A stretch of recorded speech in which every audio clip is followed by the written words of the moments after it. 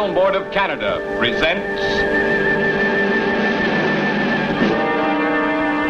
Perspective, a Canadian view of Canada, its people, and the world in which they live.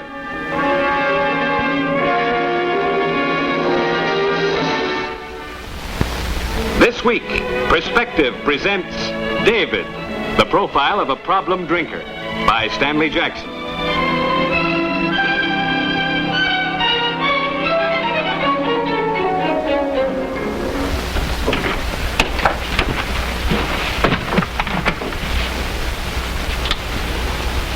Don't worry.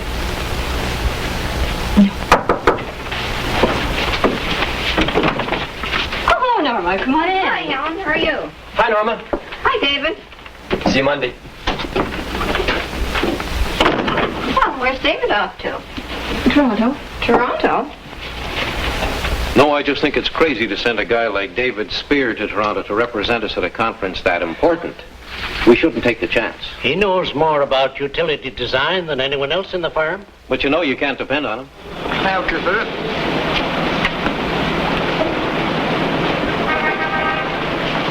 No, thanks. Thank you. Why should it be so different for David? I don't know. It's all right now, though, I think. He hasn't touched a drink for over a month. Make up your mind. Ride the rocks, double. I'm in a hurry. Never know.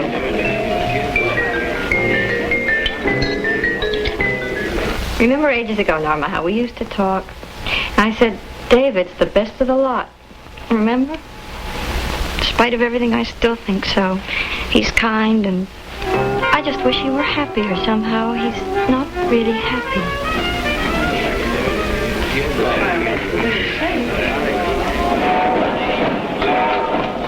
I'm sorry, sir. Your train left just 2 minutes ago.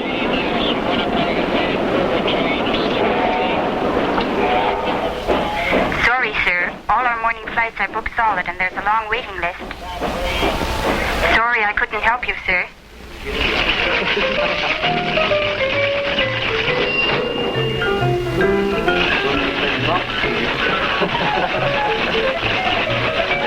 Well, the moral is never spend an evening at home.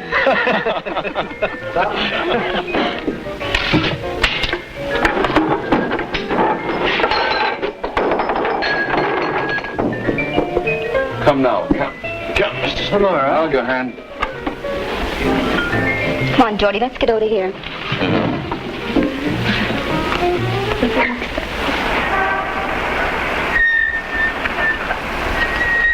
Taxi, sir? Do you know where I can get a bottle of rye this time of night? Sorry, Mac. Wrong business. $10? $20? Okay, get in.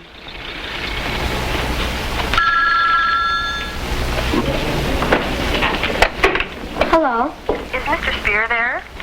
For Daddy. Hello? Hello, is Mr. Spear there by any chance? No, Mr. Spear is in Toronto today. Is there any message? This is his office calling. Is that Mrs. Spear? Yes. You're sure Mr. Spear left for Toronto? Yes, he left. Is something wrong? No, it's just that we haven't been able to contact Mr. Spear in Toronto, and I thought perhaps he might have been sick and... No. No. Thank you, Mrs. Spear. Goodbye. Jimmy, I asked you to go to the store for me. Now hurry up. Well, he's in some flea trap downtown. No, all right, I lose. Don't look so smug. Oh, the fool, the absolute fool. It's hopeless. Helen. I honestly thought a quick drink could help me sleep on the train. Can't come home. David, where are you? I don't know what to do. Where are you? I don't know. She's got a nice wife and kids. He's done a lot of nice work for me. I can't give him the boot just like that. Tell you what I'll do. I'll demand as an absolute condition of his job that he's see a doctor who knows something about this alcoholic business. He doesn't need a doctor. He needs a swift kick in the... He'll see a doctor. Can I be cured? To put it bluntly, I don't know. We'll have to see how this problem developed first. By the way, would you have your wife come and see me? It would be a great help. Is David an alcoholic? Don't worry about the term. He certainly is a very sick man. He's one of those who can't drink without it having a very disastrous effect upon their lives. It's a long, slow process, generally, but you can tell by certain signs when it's happening. But why does it happen? There are a great many reasons. We'll come to that. First, we have to know how it happened. Tell me, what was David like when you first knew him? I thought he was wonderful. He was wonderful.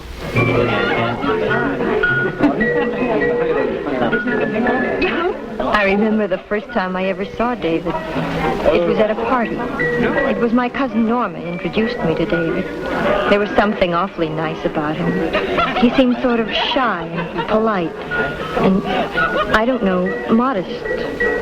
Not like Pete Gorman in that bunch. So he says, I don't know what kind of a dog it was, but he says, you should have seen it before I had it shaved.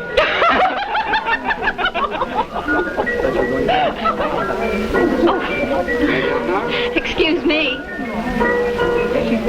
Drink? Oh, thanks. You can't fly in one wing, boys. Oh, come on, David. Get in the spirit of things. All right. Thanks. Hi. Norma told me David was a very quiet chap. Not a drinking type. But that night he threw caution to the winds. And he had a wonderful time. She was so good and so kind to me. He sort of came out of his shell. I'll never forget my Mary. She was. I thought, he's the best of the lot. He's serious, but he's great fun, too. I want to meet him again. That was a wonderful party. In the year after that, I saw quite a bit of David. He was going to be an architect. He was working hard, terribly conscientious. But once in a long while, he scraped together enough money for us to have a real splurge of an evening. He used to talk sometimes about his family out in the country, about funny things that happened when he was a kid on the farm. He wasn't shy with me, or anybody really, when he'd had a few drinks. He'd even try dancing. He wasn't very good, but wonderful friends, wonderful evenings. I'd fallen in love with David. We were married the next year. What on earth got into him, Doctor? I want to hear more about him. Well, we were happily married. Don't make any mistake about that. What about drinking? Nothing really then. There'd be a bang-up party at Pete Gorman's or someplace pretty often. David drank a lot at a party.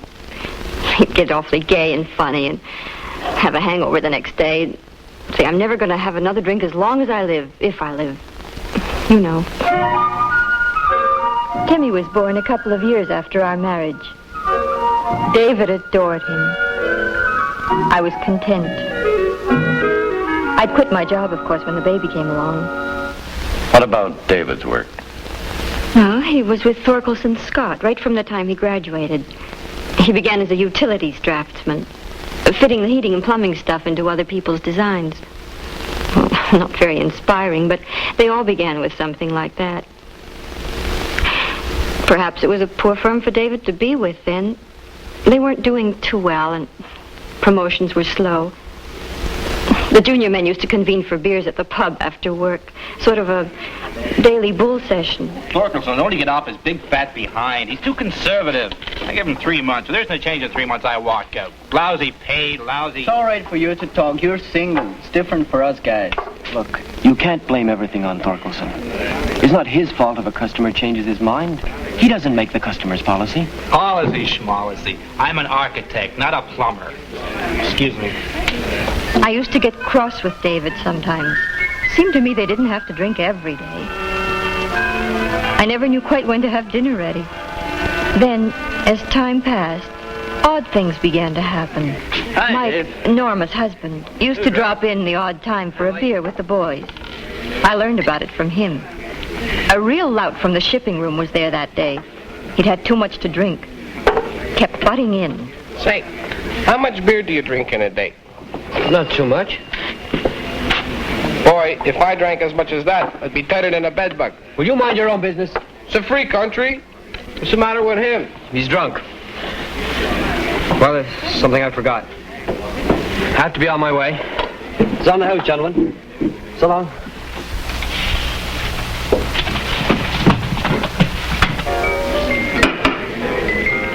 Same again.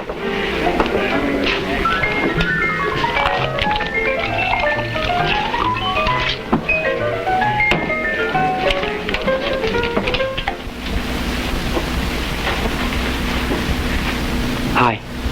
David, Mike happened to phone. You left the boys at the pub over an hour ago. Where have you been? I was at the bar. Who with? Myself. Why on earth? Well, I wanted to have a drink. All alone? Well, I have to think things over. What things? How much have you had to drink? 6 ryes. 6 ryes? I know, I've been drinking too much. I didn't want to tell you, Helen. I didn't want you to get upset. Honestly. Aren't you happy, David? Or... I'm sure I'm happy. I know. Look, Ellen. There's nothing to worry about. I decided tonight to go on the wagon. I'm not going to touch another drink till New Year's. Hard to believe. You don't look really drunk. It'll be all right. You've got to trust me, Helen. I do. How's Timmy? Sound asleep? I guess I was expecting to hear something like that. Know why David was so touchy about those remarks in the pub? Because he's a good man with enough sense to be afraid. Afraid that alcohol was becoming essential to him. But why? We'll leave that question to David. How long did he stay on the wagon? What makes you so sure he went on the wagon? As a matter of fact, he didn't even touch a glass of beer for over a month. And we were happy. Everything was going fine as far as I knew. David had got a raise, although he was still on pretty routine work. And then, I can't explain what happened to him. I only know what happened. It was pure chance that David bumped into Pete Gorman. I haven't seen him in a month. Look, Pete, I really haven't got time. Oh, come on. Everybody's got time for a quick one. Come on, tell me. And Pete maneuvered him into the bar. What'll it be? It's on me. I'm buying. Beer will be fine. Beer? Are you kidding? On a day like this? Jim, make us 2 of those rum specials, huh? Pete left. David stayed. Called me about 7 o'clock. I'll be late. Don't worry. Dry martini. That night, Sure. Pete dropped in for a nightcap. He found David. You here again or still? Yeah. Got my car outside, Dave. Drive you home. I'm all right. Pete brought David home that night. We had to put him to bed. Next day, David didn't even remember how he got home. Something like that, or looks like that, has happened to a lot of people. Man gets into a jam, may go out with the intention of forgetting it. It's not exactly an adequate way of handling the situation, but it's not serious the first time. Was there any special reason for him to drink like that? Well, as far as I knew, it was just an ordinary day. And after that, he was off the wagon with a vengeance. I don't know whether to weep or laugh when I remember some of the things. One summer evening, Mrs. Henry Baylor had thrown open her home to the neighbors. She'd invited us to discuss a plan for a community playground. It was one of those affairs where there's one drink for the gentlemen, and the ladies are expected to ask for coffee. The idea of a community... I had trouble persuading David to go. He thought the whole idea was impractical. He'd had a lot of drinks before dinner. I was worried. David had disappeared. It's my hope can be made into a park, a place for the children to play in, a place of beauty for the adults. This can be done if we, as responsible citizens, act together as a group of petitioners. Individually, we're helpless, but if we act as a group, what do you think, Mr. Pollock? Well, I think the idea is all right. I'm just wondering if we're going about it in the right way. Yes. Oh, Mr. Spear. Mr. Spear, as some of you may know, is an architect. You know our aim. What do you think, Mr. Spear? I think this petition is a lot of baloney. This district isn't zoned. You could build a glue factory here, and there's nothing you could do about it. All this business about beautiful gardens. He's right, you know. You have to be more realistic. You have to be more realistic. He's drunk. Where do you suppose he got the stuff? Well, I wish I knew. I suppose there is something to what Mr. Spear has Stupid said. people.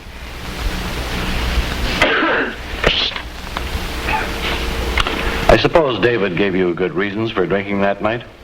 Oh, yes, there was always a reason. Could be anything. He drank himself stiff to celebrate the last day of winter. The next to celebrate the arrival of spring. He drank because a headline upset him. He drank his lunch because he wasn't hungry. Always some reason.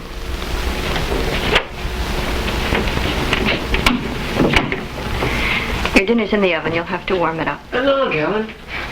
I couldn't get away. I didn't want to insult Arnie. Who's Arnie? I told you about Arnie.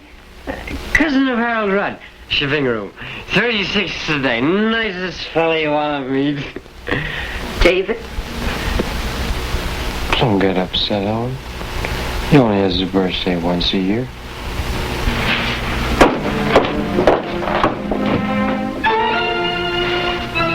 Once a year.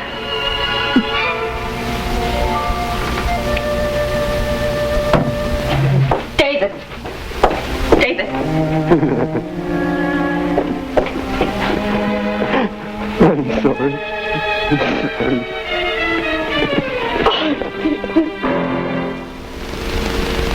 It was heartbreaking. Our life was a mess. What your husband calls reasons for drinking, they aren't genuine. Better to call them alibis, to cover up the fact that he could no longer help drinking. Unless somehow he could get greater understanding into what was happening. The alcohol was beginning to run him. Certainly something was. You know, the horrible thing was that alcohol began to seem to be more important to him than anything else. Me, the children, his job, his friends. He didn't even drink with the boys anymore. You talk about understanding. He understood. Let me tell you about a weird coincidence. It was after midnight. David was out, heaven knows where. He'd been drinking heavily for months. I thought, I can't stand trying to understand David anymore. We have no money. We're up to our ears in debt. His job's shaky. I thought, there's only one thing to do. Borrow some money from Dad. Admit we're a failure. Get David into a rest home or sanitarium or someplace like that. Take the kids and go home. And then see what happens. See if...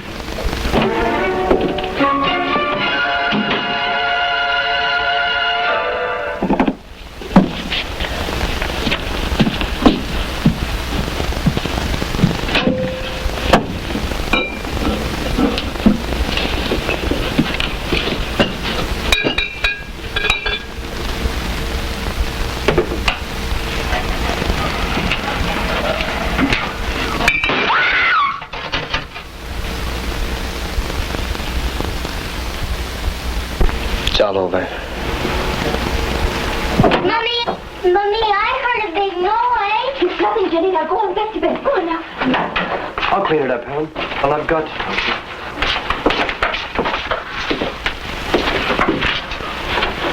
Could have given it away.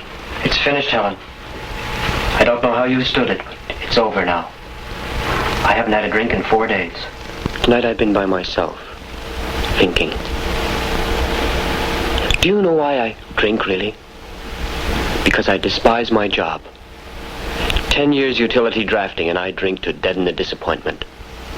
Then Thorkelson says, see, you can't trust him with anything but the Joe jobs, because he drinks. It's a vicious circle. But I see it all clearly now, and it's not too late to start over again. No more kidding myself. I know it's tough, Helen, but I want you to try and trust me. Can you?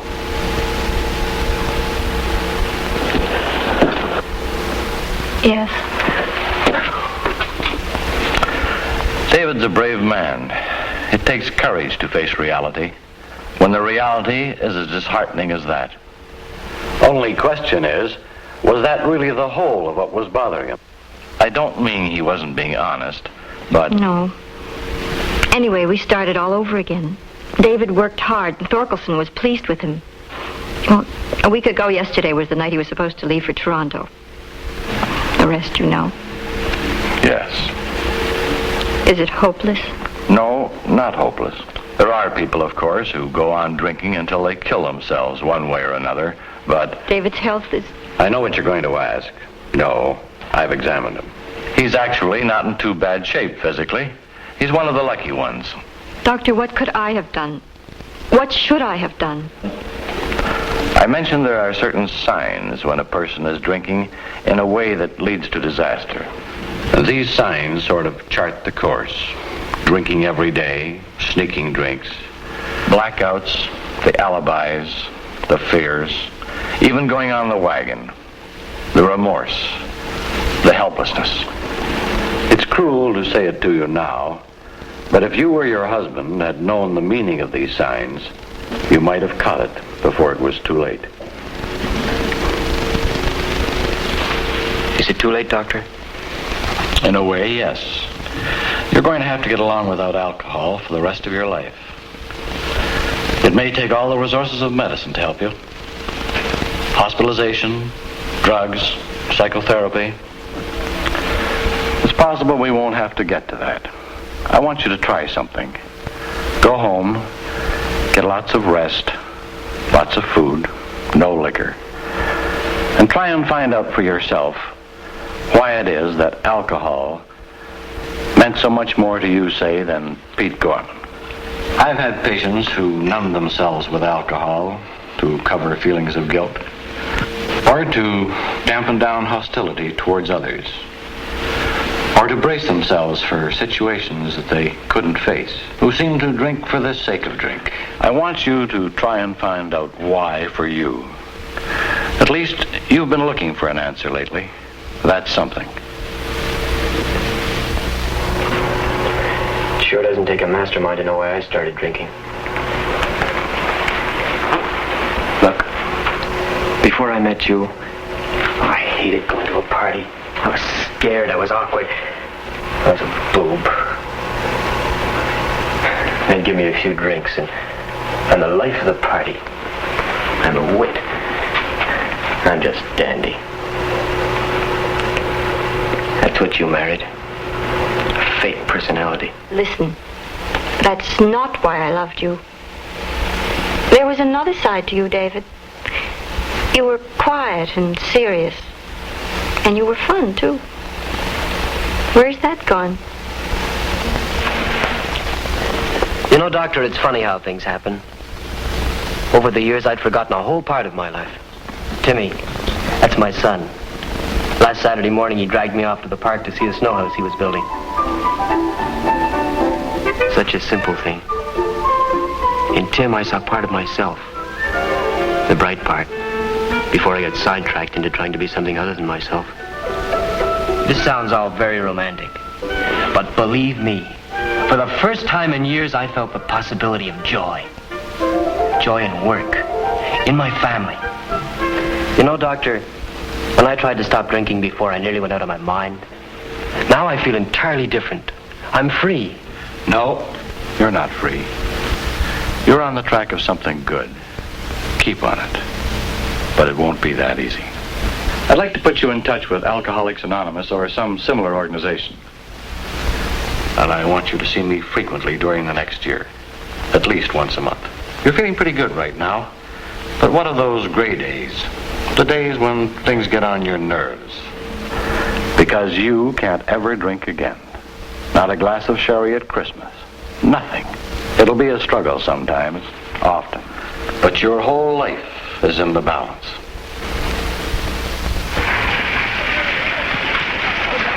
Hello. Obviously can't shake hands. How's the family? Fine. David? Oh, just fine. Doctor, I've been wanting to come to see you for months to thank you. Well, I just gave him a steer, that's all. The real job he's doing himself. It's not all over yet, you know. He mustn't get overconfident. No. We're building in the spring, you know, out at Briar Hill. David's designing houses now, not just ours. He's happy. Cheers. It's all right. Just plain ginger ale. Cheers. Cheers. Excuse me. Hi, there, boy. What are you having there? Just plain ginger ale. Ginger ale. Here, let me swing No, up. I'm all right, Pete. Come on, Dave. Just have one little drink for Pete's sake. For Pete's sake. Come on, Pete. Look, Pete. I don't drink. I can't drink. I'm slipping away, Norma.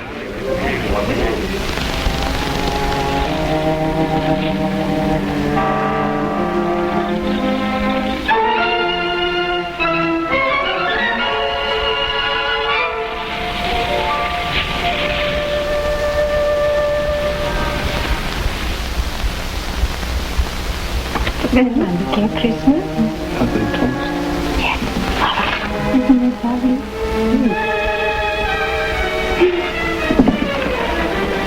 Haven't seen you for a long time, Mr. Spear.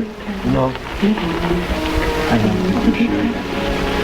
Quiet tonight here.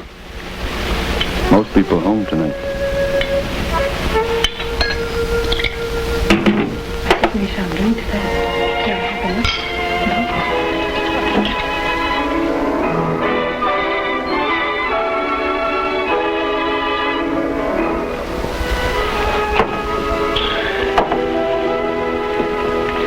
I don't want anything, Oscar. I don't know why I'm here. Happy New Year to you, Mr. Spear. Same to you, Oscar. By the way, Miss Hardy, would you reserve a hotel room for Mr. Spear for April 6th to April 10th? Very well. You're sending Spear to Toronto. Logical man. You're a good architect, Scott, but you haven't a sense of humor.